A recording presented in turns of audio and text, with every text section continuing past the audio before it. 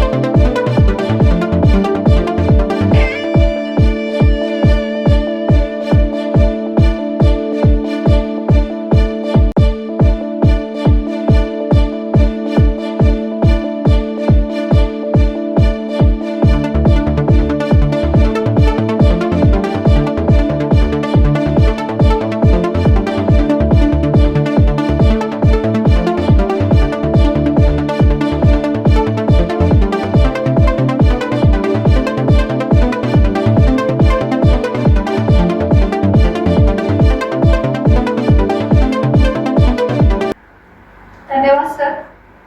यानंतर जसा की उल्लेख केला होता की या यात्रेमध्ये काही अशी तरुण पिढीमधले देखील युवक सहभागी आहेत जे या यात्रेचं सारथ्य करत आहेत. तर अशाच श्री रुपेश तेली यांचा देखील सत्कार या ठिकाणी केला जाणार आहे. मी विनंती करते श्री रुपेश तेली यांना की त्यांनी समोर यायचं. सायकलिंग क्षेत्रामध्ये आपण भरघोस कामगिरी करत सुपर रॅडोनियर हा किताब मिळवला. जगातील सर्वात लांब 4800 किलोमीटर रेड क्रॉस अमेरिका सायकलिंगसाठी देखील आपली निवड झाली होती आणि अशी निवड होणारी सिंधुदुर्ग जिल्ह्यातून एकमेव सायकलपटू आपण ठरला. तुमचं सायकल क्षेत्रातील धाडस हे देशातील युवकांना प्रेरणादायी आहे आणि अशा आपल्या कार्याचा आमच्याकडून सन्मान होतोय.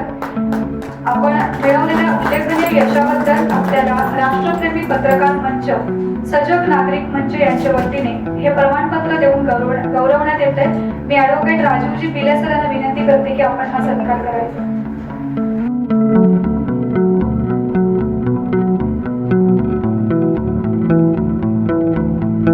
किल्ले संवर्धनासाठी आपण जनजागृती केला.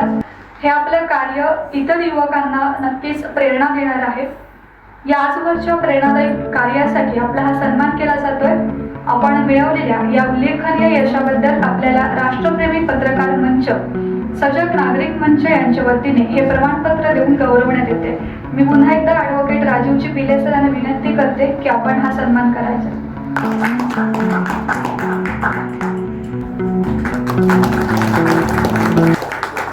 बाहेर आणण्याबद्दल पिक्चर मध्ये आलेले नाही सर. नक्कीच त्यांना आपण पिक्चर मध्ये येण्याची विनंती करूया. या सगळ्या प्रवासामध्ये आपण त्यांचं नाव वारंवार ऐकलंय असे बाळा राणे यांच्याकडून सुद्धा आपल्याला या प्रवासाबद्दल आपण जाणून घेणार आहोत. मी बाळा राणे सर यांना विनंती करते की आपण हा प्रवास आमच्या समोर मांडावा.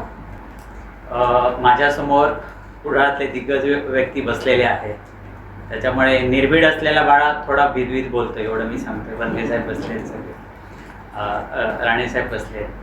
मी एकच सांगेन की राणे आडनाव बाजूला ठेवलात तरी चालेल, मला बाळा म्हणा, कारण बाळा चुका करत असल्या तरी त्याला क्षमा असते आणि बाळा म्हटलं की तो बालहट्ट करू शकतो. मी फक्त 2 लाईनीत संपवतो. मला एकच म्हणायचं आहे. मला आता मी जास्त माझं एक काय आहे की मी विषयांतर करतो, म्हणून विषयांतर होऊ नये म्हणून फक्त 2-3च लाईन बोलणार असं मी पिले साहेबांना सांगितलंय. त्याच्यातल्या पहिली लाईन अशी आहे की माझं शिक्षण, बालपण सगळं इथेच गेलं, संघर्ष इथेच झाला आणि मी वादग्रस्त व्यक्ती म्हणून ओळखला जातो कुडाळमध्ये. पण एखाद्या प्रोफेसरचा संवाद मिळाला आणि तो सुद्धा मला माझ्या हट्टामुळे मिळाला. सर सांगत होते नाही यायचंच नाही, मी म्हटलं येणारच. आणि अक्षरशः घरातून मुलगी पळून जाते तसं मी ते सामान डंप केलं, कारण कोण काय अशी सिच्युएशन येईल की कॅन्सल करावं लागेल. आणि सरांना माहिती आहे की फक्त अर्ध्या तासात मी तयारी केली, मी सर येणारच म्हणून. स्टिकर वगैरे सगळे बनवलेले, आम्ही चिपळूण मध्ये ती गाडी स्टिक केली. ते म्हणाले एवढं कशाला? म्हटलं सर तुम्हाला कळणार नाही, ते सिक्रेट आहे. कारण वाद करायचा तरी तो डेकोरेटिव्ह करायचा, आणि संवाद साधायचा तरी तो डेकोरेटिव्ह साधायचा. आणि मला एवढंच म्हणायचं आहे, मला शालेय जीवनात माझे शिक्षक म्हणायचे मराठी शाळेमध्ये, बाळा तू प्रोफेसर होणार. प्रोफेसर झालो नाही, खंत आहे. त्याच्यानंतर आमचे कुडा हायस्कूलमध्ये बर्डे सर होते, ते म्हणाले तू सायंटिस्ट होणार. मला सायंटिस्ट म्हणाले, तेही झालं नाही, तीही खंत आहे. पण मला एकच सांगायचं आहे, माझी वैज्ञानिक आवड यांच्या प्रवासात मला जपता आली, माझं काही स्किल दाखवता आलं. आणि दुसरी गोष्ट, प्रोफेसर होऊ शकलो नाही, पण 15 दिवस अशा रसायनशास्त्राच्या प्रोफेसरांबरोबर राहिलो. आणि ह्यांच्यावर राहणं सोपं नाही, हे सगळ्यांना मी जाहीरपणे सांगतो. खरा मी तो विक्रम केलाय बिले साहेब, खरंच तो विक्रम केलाय. आणि हे सुद्धा बिले साहेबांची एक लाईन आहे, त्याच्यात जाताना मला म्हणालेले, बाळा तू जातो काम कर, सायकल नाही जात. सायकल म्हटलं मी पानबाजारातून स्टँडवर येऊ शकत नाही, तर तू जाऊ नको, तुला जमायचा नाही. आता माझा असा स्वभाव आहे की एखाद्याने जमायचं नाही म्हटलं की ते जमतच. मला कसं जमलं नाही होतं, अर्ध्या वाटेत मला वाटलं बिले साहेबांचंच बरोबर आहे. साधारण ह्यांच्यावर मी जेव्हा गेलो तेव्हा रत्नागिरीपर्यंतच, आता मी सरळ सांगतो, रत्नागिरीपर्यंतच वाटलं अरे मी फसलोय कुठेतरी. कारण एकतर ताळमेळ जुळेना. आणि अक्षरशः आम्ही जेव्हा मुंबईत गेलो त्यावेळी सरांना सांगितलं, सर पुढे मी तर येणारच आहे, सरळ मला सायकलवर बसवा, नाही तर GPS आपण ऑन करूया. कारण मध्ये 1-2 असे प्रकार झाले, फोन लागेनात. उद्या लोक काय म्हणतील, वाहवा करणारे नंतर असतात, पहिले टीका करणारे असतात, गेलेला कशा फिरा. त्याच्यामुळे ते नको ते टेन्शन. म्हणजे मी घरात कधी संसारी जीवनात एवढं टेन्शन घेतलं नाही, तेवढं टेन्शन. आणि ह्यांची मिसेस म्हणजे तुम्हाला कोण आहे ती सामाजिक दृष्ट्या पटकन बोलणं मला माहिती नाही बरोबर आहे की नाही, पण म्हटलं हे सगळंच प्रेशर, आयुष्यात प्रेशर सोडायला मी ह्यांच्याबरोबर चाललो, नको तेच प्रेशर मला मिळालं. आणि काय सांगणार, नंतर तर खूपच गंमत झाली. आता मी तेवढे सांगत नाही, फक्त एकच सांगतो, रसायनशास्त्राच्या शिक्षकाबरोबर जाऊन माझं जीवन जगण्याचं शास्त्र बदललं. आता माझ्या काही पत्रकार बंधू आहेत, पोलीस आहेत, त्या सगळ्यांना सांगितलं बाळो बदललो, आता संवादच साधतो, तो वाद घालतो ना. तर त्यांनाही वाटतं हे साशंका आहेत. तर मी एकच सांगेन की 15 दिवस खूप काही मला अनुभवायला मिळालं, सरांना अनुभवायला मिळालं. सरांचा हट्टीपणा किती ग्रेट आहे.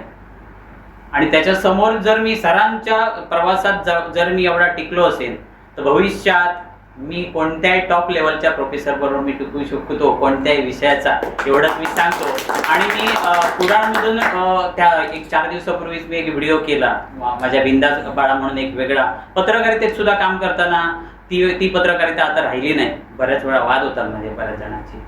तर काही वेळा अशा केसेस व्हायला लागल्या, तेव्हा बिले सर माझ्याबरोबर इतकी वर्ष माझ्यावर आहेत.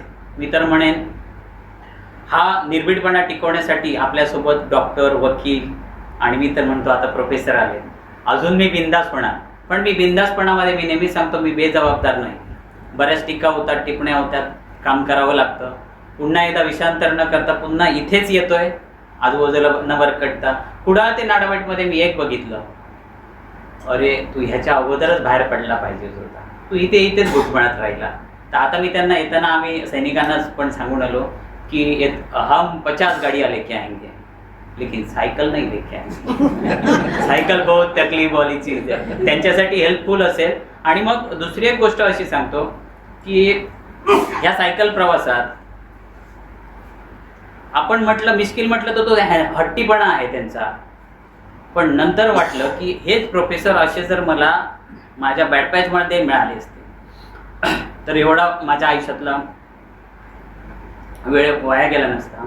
आणि मी एकच सांगेन, मी आता थांबवतोय, आम्ही जी काही सुरुवात केली आहे, आम्ही म्हणतो, मी नाही आम्ही, तर तुमच्या सगळ्यांची साथ मिळावी, या बाळाला मिळावी. माझ्यासोबत नेहमी बिले साहेब असतात. आता तर हे तर माझ्यावर प्रेम करतात. आमचं प्रेम प्रकरण आता जोरात चालू झालेलं आहे सरांसोबत. फक्त ते रसायनशास्त्रापुरतं मर्यादित आहे. आणि एक वेगळ्या जीवशास्त्राचा मी अभ्यास केला कुडाळ ते नाडावेट या प्रवासादरम्यान. मला कळलं की खूप काही आहे, खूप काही आहे. आता ते काय आहे ते येणाऱ्या व्हिडिओत मी सगळे सांगेन. आणि मला एकच सांगायचं आहे, आम्ही आता सैनिकांना मानवंदन देण्यासाठी हा उपक्रमाची फक्त एक सुरुवात केली आहे. आमचं असं, मी भिले साहेबांनी माझी इच्छा बोलून दाखवली सगळ्यांसमोर, आता तुम्हाला एक इच्छा बोलून दाखवतो की प्रत्येक गावागावात आम्हाला जायचा विचार चालला आहे आणि बरंच काही करायचं आहे. तुमची साथ पाहिजे, तुमचं गायडन्स पाहिजे. आणि हा बाळा कुठे चुकत असेल तर बाळा तुझं चुकतंय म्हणून सांगणारे तुमची असं स्पष्टपणा पाहिजे. बस एवढंच. धन्यवाद सर. या संपूर्ण प्रवासाची एक दुसरी बाजू सुद्धा तुम्ही आमच्या समोर इथे स्पष्ट केली त्याबद्दल. आणि या कार्यक्रमाच्या उत्तरार्धाकडे आपण आता वळतोय. त्यापूर्वी मी पुन्हा एकदा सर्वांचे मनपूर्वक आभार मानते. आणि या कार्यक्रमाची पुढची सूत्र म्हणजेच आभार प्रदर्शनाची सूत्र मी ॲडव्होकेट अजिंक्य भिले यांच्याकडे देते. धन्यवाद. आजच्या कार्यक्रमाला आमच्या विनंतीला मान देऊन इथे हजर राहिल्याबद्दल माननीय अजित कानशेडे सर यांचे मी आभार मानतो. तसेच उपस्थित मान्यवर डॉक्टर, वकील, विविध राजकीय पक्षांचे पदाधिकारी हे सुद्धा आपल्या वेळात वेळ काढून ते हजर राहिले, याबद्दल सर्वांचे आभार. यानंतर वंदे मातरममधने या कार्यक्रमाची सांगता होईल. धन्यवाद.